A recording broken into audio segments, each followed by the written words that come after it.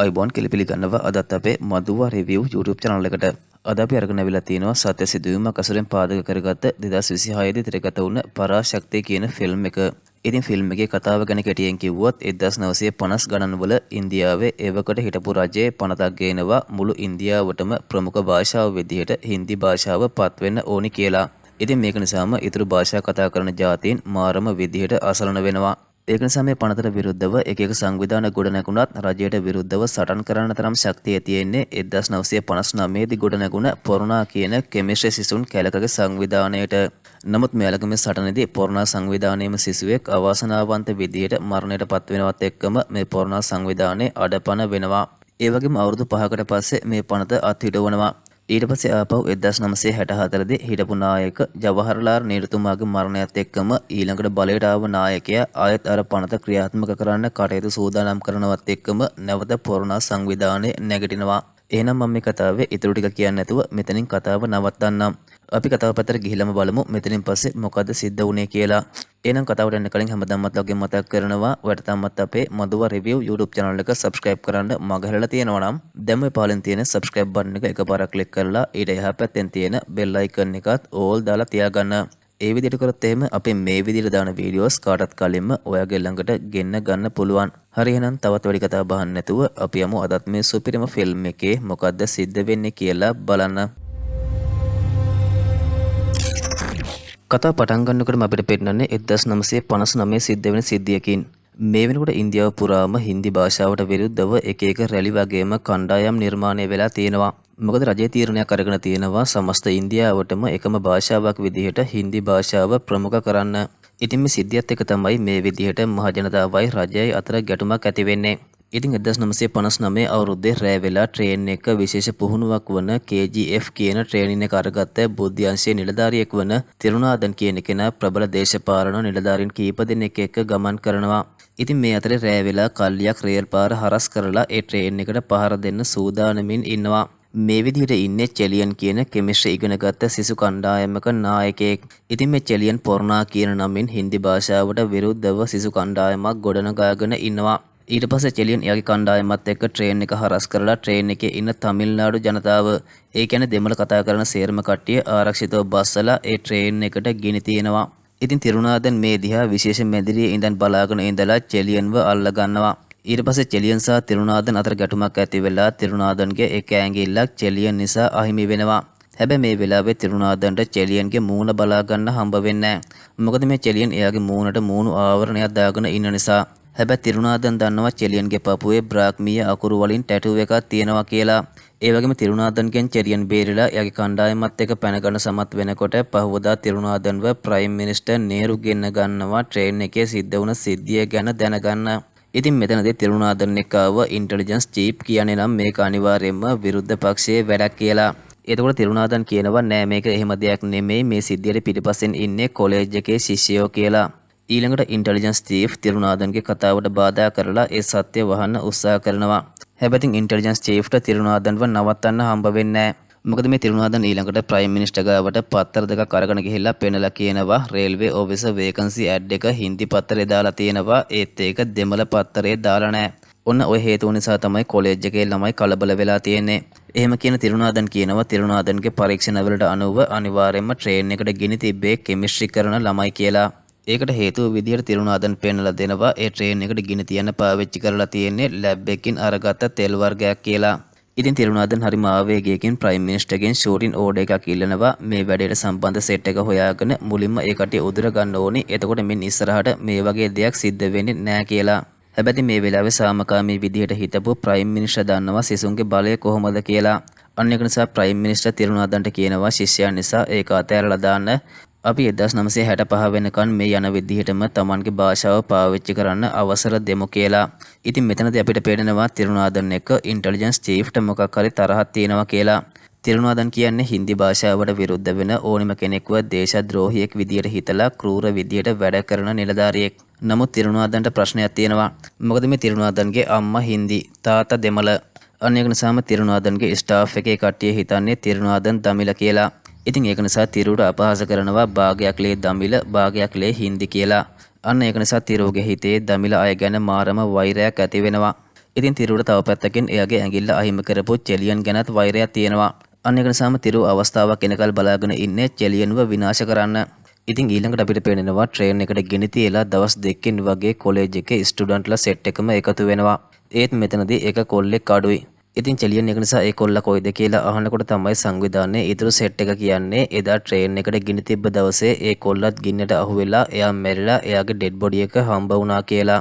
ඉතින් මේ කතාව ඇහුවා විතරයි චෙලියන්ට මාරම වේදනාවක් එක තරහක් ඇති වෙනවා. මොකද චෙලියන් හිතනවා භාෂාවක් වෙනුවෙන් තමන්ගේම කෙනෙක්ව බිල්ලට දෙන්න වුණා කියලා. ඊළඟට චෙලියන්ගේ මේ කුඩා වැටීමත් එක්ක චෙලියන් තීරණය කරනවා ආයේ කවදාවත් සටන් කරන්නේ නැහැ කියලා. චෙලියන් එහෙම කියලා මේ පොරණ සංවිධානය විනාශ කරලා දානවා. ඊළඟට අපිට පෙන්වන්නේ 1964න් පස්සේ සිද්ධ වෙන සිද්ධිය.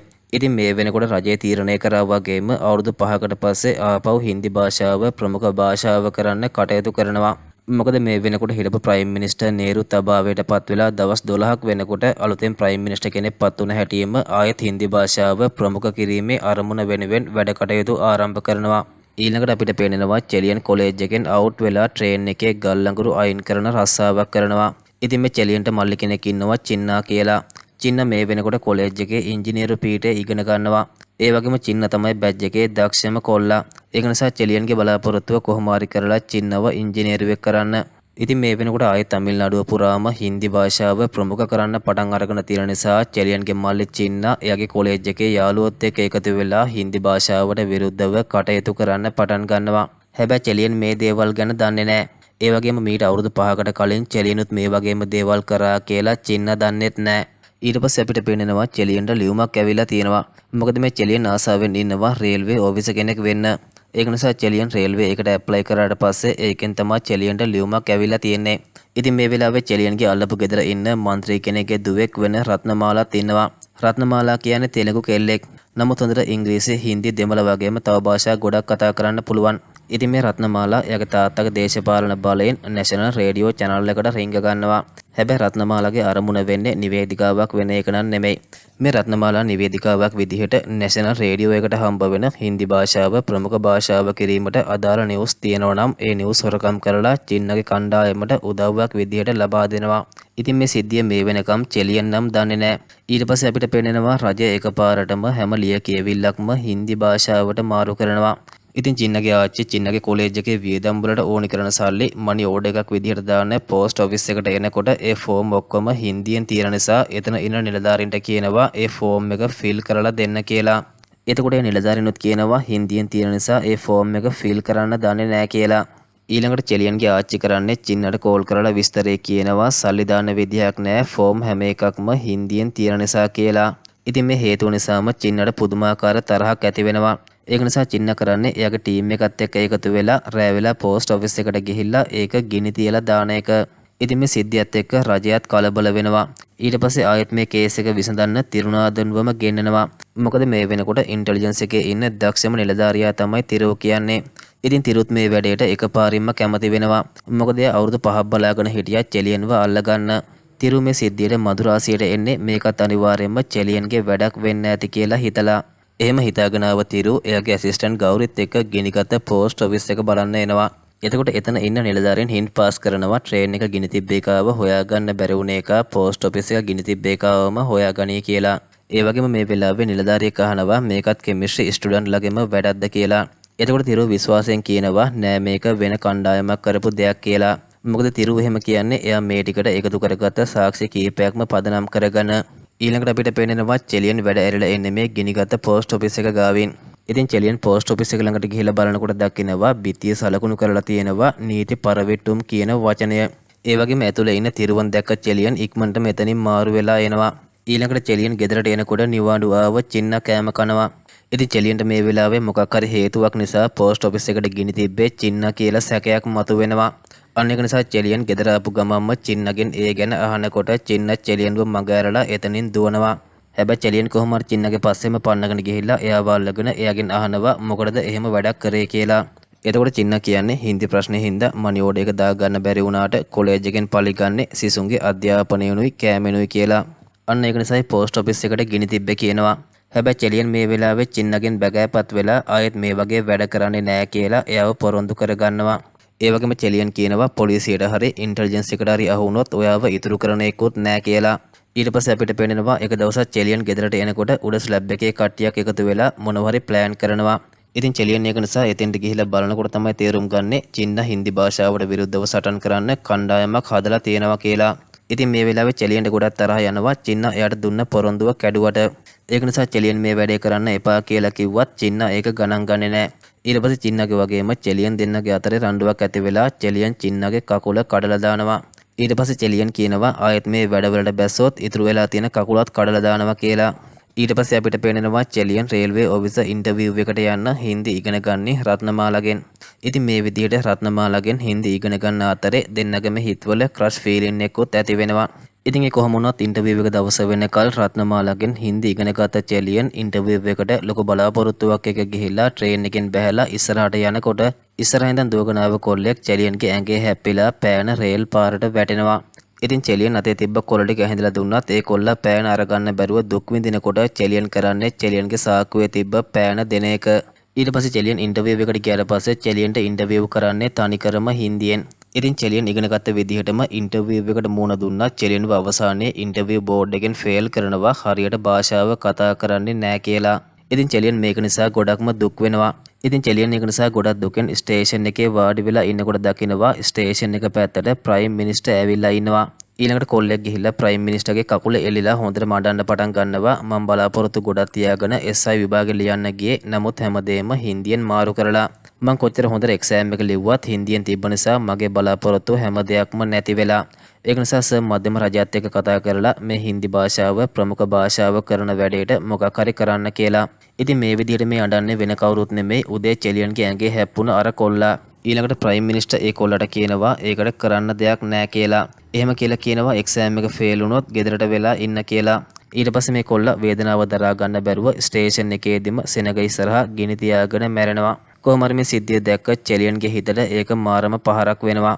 ඊට පස්සේ අපිට පේනවා මධ්‍යම රජයේ අනපරිදි ප්‍රයිම් මිනිස්ටර් විසින් ජනතාවගේ රැස්වීමක් අරගෙන ඒ දින ඉඳන් හින්දි භාෂාව ප්‍රමුඛ භාෂාව විදිහට නිල වශයෙන් දැනුම් දෙන්න සූදානම් වෙනවා කියන ඒ නිවුස් එක චින්නට හම්බ වෙනවා. ඉතින් චින්න එක නිසා එයාගේ කණ්ඩායමත් එක්ක එකතු වෙලා රැස්වීම දවසට ඒ රැස්වීමට ඇතුල් වෙලා හින්දි භාෂාවට විරුද්ධව කළු කොඩ විසික් කරන්න ප්ලෑන් කරනවා. ඉතින් මේ චින්නගේ ප්ලෑන් එක තිරුවට කොහෙන් හරි ආරංචි වෙලා තිරුත් අවුරුදු ගානක වෛරය පිරිමහ ගන්න ප්ලෑන් කරනවා. මොකද තිරුවට ඕනි වෙනවා චෙලියන්ව අල්ල ගන්න ඕන හින්දා කළු කොඩ විසික් කරන්න ඉඩ දීලා ඒ අතරින් කොහොම හරි චෙලියන්වයි මේ සංවිධානයයි විනාශ කරලා දාන්න.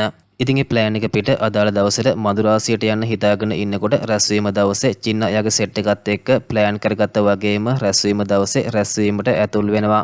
එහෙම ඇතුල් වෙලා ප්‍රයිම් මිනිස්ටර් හින්දි භාෂාව ගැන නිවේදනය කරනවත් එක්කම චින්න එයාගේ යාළුවොත් එක්ක උඩකට නැගලා කළු කොඩි සේරම රැස්වීමේ ඉන්න මිනිසුන්ගේ පැත්තට විසික් කරනවා.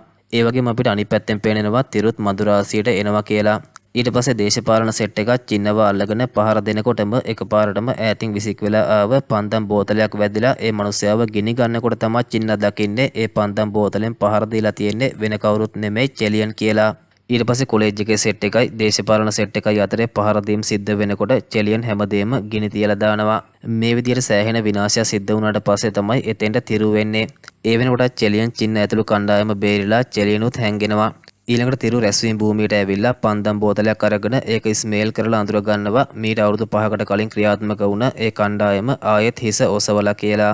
ඊට පස්සේ අපිට පේනවා චින්න දැනගන්නවා 1959 පොරණ සංවිධානයේ නායකයා චෙලියන් කියලා.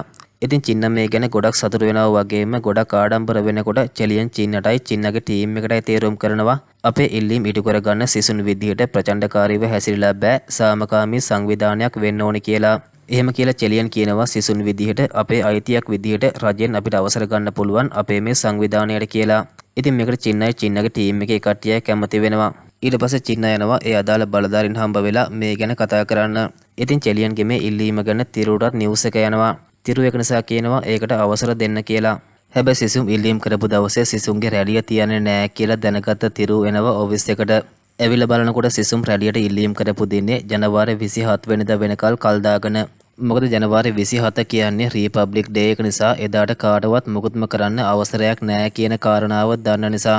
ඊළඟට තිරුව කියනවා ඒකට කමක් නැහැ ප්‍රයිම් මිනිස්ටර්ත් එක්ක කතා කරලා ෂූටින් ඕඩර් එකක් අරගෙන දෙන්න කියලා. ඒත් ඒ නිලධාරීන් ඒ වැඩේට පස්ස ගහනවා කියලා තිරුවට හොඳටම තේරෙනවා. ඊට පස්සේ තිරු මේ වැඩේට පාවිච්චි කරන්නේ රත්නමාලාගේ තාත්තව. මොකද මේ තිරු දැනගෙන ඉන්නවා රත්නමාලා මේ විදිහට කොලෙජ් එකේ ස්ටුඩන්ට්ලට රහස් පිට කරනවා කියන කාරණාව. අන්නේ කාරණාව ඉස්සරහට දාලා රත්නමාලාව අත්අඩංගුවට අරගෙන ඔෆිස් එකට රත්නමාලාගේ තාත්තව ගෙන්නනවා. ඊට පස්සේ මේ සිද්ධිය එළියට දැම්මොත් දේශද්‍රෝහී ක්‍රියාවකට එරෙහිව රත්නමාලාට වගේම රත්නමාලාගේ තාත්තට විරුද්ධව දැඩිව නීතිය ක්‍රියාත්මක කරන්න පුළුවන් කියලා තිරු එයාව හොඳටම බය කරනවා. ඊට පස්සේ රත්නමාලාගේ තාත්තට කියලා ප්‍රයිම් මිනිස්ටර්ත් එක්ක කතා කරලා 27 වෙනිදා සිසුන් සාමකාමී රැළිය ASCII කලහකාරී දේවල් කරන්න ඉන්නවා කියන නිවුස් එකක් ලැබුණා කියලා බොරුවක් කියලා හදිසියෙම එහෙම දෙයක් සිද්ධ වුණා ෂූට් කරන්න වෙයි කියලා ෂූටින් ඕඩර් එකක් අරගන්නවා. ඉතින් මේ වගේ අවස්ථාවකදී ලබා දෙන ෂූටින් ඕඩර් එක තියෙන්නේ 144 වෙනි නීතිය යටතේ. ඒකෙන් පස්සේ රත්නමාලාගේ තාත්තා රත්නමාලාව කාමරයකට දාලා ලොක් කරපු නිසා මේ සිද්ධිය ගැන එයාට චින්නටවත් චෙලියන්ටවත් කියන්න වෙන්නේ නැහැ. ඊට පස්සේ අපිට පේනවා චෙලියන්ට 27 වෙනිදා උදේ 9 වෙනකොට සාමකාමී රැළියට අවසර පත්‍රය දෙන්නම් කියලා කිව්ව නිසා චෙලියන් එතෙන්ට ගිහිල්ලා ඉන්නවා. ඒ වගේම චින්නත්තේ සාමකාමී රැළියට සූදානම් වෙනවා. ඊට පස්සේ චෙලියන්ව කාර්යාලයෙන් 9 වෙනකන් රස්තියාදු කරනකොට චින්නත් චෙලියන් එන්න පරක්කු නිසා ඒ රැළිය පටන් ගන්නවා. ඉතින් මේ වෙලාවේ චෙලියන්ට ඇහෙනවා පොලිස් නිලධාරියෙක් තවත් නිලධාරියෙකුට කියනවා මුන් සාමකාමී රැළියකට අවසර දීලා ඒකට 144 වෙනි නීතියක් දාලා කියලා. එතකොටම චෙලියන්ට තේරෙනවා රජේ ගහලා තියෙන ප්ලෑන් එක මොකක්ද කියලා. හැබැයි ඇත්තටම තිරු තමයි මේ ප්ලෑන් එක ගහන්නේ. ඊට පස්සේ චෙලියන් චින්නව නතර කරන්න එන්නේ ෆුට් සයිකලෙන්. ඉතින් චින්න ඒ වෙනකොට ඒ රැළිය පටන් අරගෙනත් ඉවරයි. ඊට පස්සේ තිරු ඒ රැළිය දිහා බලාගෙන ඉඳලා පොලිසියට ආන දෙනවා වෙඩි තියන්න කියලා. එතකොට නිලධාරියෙක් කියනවා ඒත් වෙඩි තියන්න මෙයාලා කලාකාරී විදියට නෙමෙයිනේ ඒ රැළිය කරගෙන යන්නේ කියලා. හැබැයි ඉතින් තිරුට ඒ දේවල් අදාළ නැහැ. මොකද මේ තිරුගේ ප්ලෑන් එක තමයි කොහොම හරි කරලා චෙලියන්ව අල්ලගන්න එක. ඊට පස්සේ තිරුගේ යන පරිදි පොලිසිය වෙඩි තියන්න පටන් ගන්නවා. ඒ වගේම චින්නව ටාගට් කරලා එයාට වෙඩි තියන්න බලාගෙන ඉන්නකොටම එතෙන්ට චෙලියන් එනවා. චෙලියන් ඇවිල්ලා ෂර්ට් එක ගලවලා ෂර්ට් එක උඩට කරලා වෙඩි තියන්න එපා කියලා කිව්වත් ඒ කට්ටිය චින්නට වෙඩි තියනවා. මේ වෙලාවේ ඈත ඉඳන් දුරේක්ෂයකින් බලාගෙන හිටපු තිරුව දකිනවා චෙලියන්ගේ පපුවේ තියෙන ටැටූ එක. මේ වෙලාවේ තිරුවට මාරම ගැම්මක් ඇති වෙනවා. මොකද එයාගේ ප්ලෑන් එක සාර්ථකයි. ඊට පස්සේ චෙලියන් චින්නව උස්සගෙන එතනින් දුවගෙන යනකොට ඒ පස්සෙන්ම තිරුව ඇවිල්ලා චෙලියන්ට පහර දීලා වාහනයට දාගන්නවා. ඊළඟට තාමත් පණ තියෙන චින්නට පයින් පාරක් දීලා කානුවකට තල්ලු කරනවා මැරෙන්න. ඊට පස්සේ අපිට පේනවා පාර්ලිමේන්තුවේ මරා ගන්නවා 144 නීතිය ගැන නිවේදනය නොකර සිසුවෙක් ඝාතනය කරා කියලා. ඊළඟට අපිට මේ සිද්ධියෙන් පස්සේ පේනවා තිරුව කිසිම වරෙන්තුවක් නැතුව චෙලියන්ව හිරකෝඩුවේ දාගෙන තියාගෙන ඉන්න විදිහ. ඉතින් තිරුව මේ වෙලාවේ චෙලියන්ට දස වද දෙන ගමන් හින්දි භාෂාවට විරුද්ධව ඉන්න මේ සංවිධානයේ ඉතුරු කට්ටියගේ විස්තර ඉල්ලුවත් චෙලියන් කටක්වත් අරින්නේ නැහැ. චෙලියන් කියන්නේම එයාලා මේ සටනෙන් දිනනවා කියලා. ඊට පස්සේ තිරුව එතනින් යනවා. ඒ ගියට පස්සේ තීරුත් එක්ක ඉන්න ඔෆිස් කෙනෙක් චෙරියන්ට කෑම ගේන මුවාවෙන් ඇවිල්ලා චෙරියන් එක කියනවා 1959 සිද්ධියේදී ඔයාලගේ ටීම් එකේ මැරුණ ගෝවින්දන් ඇත්තටම ගින්නකට අහු වුණේ නැහැ. ගෝවින්දන්ව හිතාමතාම මැරුවේ මේ තීරු. මම මේක කියන්න හේතුව මමත් දෙමළ. මගේ ඇඟේ දුවන්නේ දෙමළලේ. අන්න ඒක නිසායි. එහෙම කියලා මේ ඔෆිස් කූරක් වගේ එකක් චෙරියන්ට දීලා කියනවා මේකෙන් ඒ ඔෆිසර් ඇනලා එතනින් පැන ගන්න කියලා.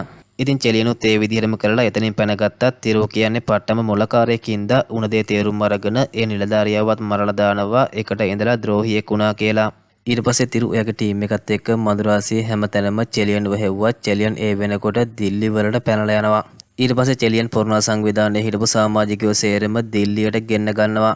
ඉතින් මේ පොරොනා සංවිධානයේ විශේෂම දේ නම් මේකේ ඉන්නේ දමිළ කට්ටිය විතරක් නෙමෙයි කන්නඩ, තෙලිඟු, බෙන්ගාලි වගේ විවිධ ජාතීන් එකතු වෙලා ඉන්නවා. චෙලියන් ඊට පස්සේ ඒ සෙට් එකත් එක්ක ප්ලෑන් කරනවා ඕල් පාටි මීටින් එකට දිල්ලියට එන ඉන්දිරා ගාන්ධිව හම්බ වෙන්න. හැබැයි ඊටු කට්ටිය කියන තරම් ඒක ලේසි වැඩකුත් නෙමෙයි.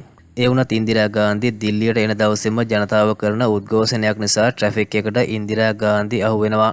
ඉතින් දිල්ලියේ හින්දි මිනිස්සු උද්ඝෝෂණය කරන්නේ මොකටද කියනවා නම් චෙලියන් යගේ ටීම් එකත් එක්ක කලින් දවසේ රෑ වෙලා හැම බස් එකකම දෙමළ අකුරින් හින්දි දිනේවා කියලා ලියලා තියෙනවා. ඉතින් මේක දෙමළෙන් ලියුව නිසා හින්දි කට්ටියට මෙලෝදියා තේරෙන්නේ නැහැ. අන්න ඒක නිසා තමයි ඒ කට්ටිය උද්ඝෝෂණය කරන්නේ. ඊළඟට මේ ට්‍රැෆික් එක ප්‍රයෝජනෙට අරගෙන චෙලියන් බස් එකක් උඩට නැගලා මයික් එකක් අරගෙන ඉන්දිරා ගාන්ධිට කතා කරනවා. කතා කරලා අහනවා දිල්ලියේ හින්දි මිනිස්සු අද මේ දෙමළ අකුරු දැකලා මෙහෙම උද්ඝෝෂණය කරන්නේ ඇයි? අනික ලියලා තියෙන්නේත් හින්දි දිනේවා කියලා. ඒත් ලියලා තියෙන්නේ දෙමළින්. එතකොට මේ මිනිසුන්ට ඒ භාෂාව තේරෙන්නේ නැහැ. අන්න ඒ වගේ තමයි තමිල්නාඩුවේ අපි අපේ භාෂාව ඉල්ලන්නේ කියලා. ඊට පස්සේ චෙලියන්ට ටිකක් විතර ඇහුම්කන් දුන්න ඉන්දිරා ගාන්ධි චෙලියන්ට බැහැලා පල්ලෙහාට එන්න කියනවා කතා කරන්න. ඊළඟට ඉන්දිරා ගාන්ධි කියනවා ඒ ඉල්ලීම ඔයාලගේ විතරක් වෙලා බෑ. එහෙනම් බහුතරයාගේ කැමැත්ත ඕනි කියලා. එතකොට චෙලියන් කියනවා එහෙනම් බහුතරයාගේ කැමැත්ත අරගෙන දුන්නොත් ප්‍රමුඛ භාෂාව ඉංග්‍රීසි කරලා තම තමන්ගේ භාෂාව නිදාසේ පාවිච්චි කරන්න අවසර අරගෙන දෙන්න කියලා. එතකොට ඉන්දිරා ගාන්ධි මේ පොඩි සංවිධානයට මෙච්චර ලොකු දෙයක් කරන්න බෑ කියන අරමුණින් චෙලියන්ට කියනවා එහෙනම් ඒක ඔප්පු කරන්න කියලා. එතකොට චෙලියන් කියනවා අනිවාර්යෙන් මේ ඉල්ලීමට පක්ෂව බහුතර දෙනාගේ අස්සන් අරගෙන දෙනවා කියලා. එතකොට ඉන්දිරා ගාන්ධි කියනවා පෙබරවාරි 12 කොයිම්බතූරු වලට එනවා තව දවස් 7ක් තියෙනවා එහෙනම් එදාට ඔප්පු කරන්න කියලා. ඉතින් චෙලියන් මේ වෙලාවේ කිසිම බයක් නැතුව ඒ අභියෝගය බාර ගන්නවා. චෙලියන් ඊට පස්සේ පොරොනා සංවිධානයේ එක එක පැතිවල ඉන්න ලීඩර්ස්ලට බ්‍රාහ්මීය අකුරු වලින් ලියුම් යවනවා. එහෙම කරන්නේ මෙයාලගේ ප්ලෑන් එක තිරුවට දැනගන්න නොදී ඉන්න. එහෙම කරලා ඒ ලීඩර්ස්ලා හරහා චෙලියන් බහුතර දෙනාගේ කැමැත්ත අස්සන් ඇතුව අරගන්නවා. ඊට පස්සේ පොල්ලාච්චි කියන ගමට ලීඩර්ස්ලා හරහා කෝටි ගණන් අස්සන් කොළ ගෝනි පිටින් ගෙන්න ගන්නවා. ගෙන්නගෙන ඒ ගමේ ඒ අස්සන් කොළ 12 වෙනිදා වෙනකන් කියලා හංගගෙන ඉන්නකොට තිරුවට මේ ගැන නිවුස් එක යනවා. මොකද මේ තිරුවට අහු වෙනවා බ්‍රාහ්මීය අකුරු වලින් චෙලියන් ඉතුරු කට්ටියට රහසිගතව පණිවිඩ එව්ව කොලයක්.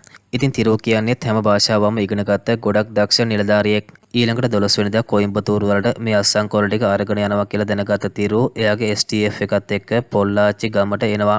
ඇවිල්ලා චෙලියන් කොහෙද ඉන්නේ කියලා අහලා පොල්ලාච්චි වල ඉන්න අහිංසක මිනිසුන්ට හොඳටම පහර දෙනවා.